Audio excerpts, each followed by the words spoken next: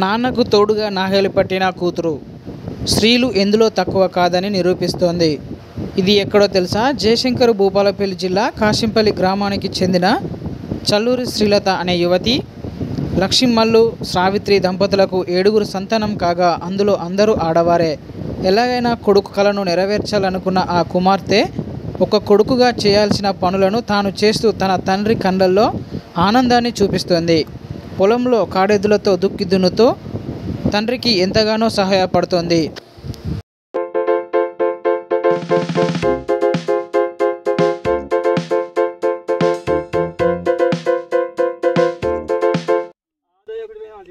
నా పేరు చల్లూరు శ్రీలత. మా గ్రామం కాశింపల్లి, డిస్టిక్ భూపాలపల్లి, జయశంకర్ జిల్లా.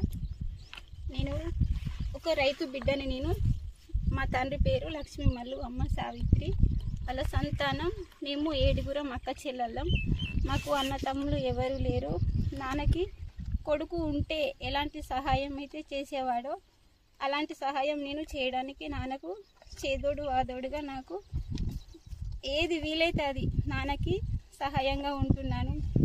ఇప్పుడు వర్షాకాలం ఎంట్రీ అయింది కాబట్టి విత్తనాలు వేస్తారు, వరి పంట తీస్తారు కాబట్టి నాన్నతో పాటు పొలం దగ్గరికి వచ్చి నాన్నకు సహకరించడానికి నాగలి పట్టి, అలాగే పత్తి చేనులో సట్టు కొట్టడం కానీ, పొలంలో జంబు కొట్టడం కానీ ప్రతి ఒక్క పని నాన్నకి నేను సహకరిస్తూ పని చేస్తున్నాను.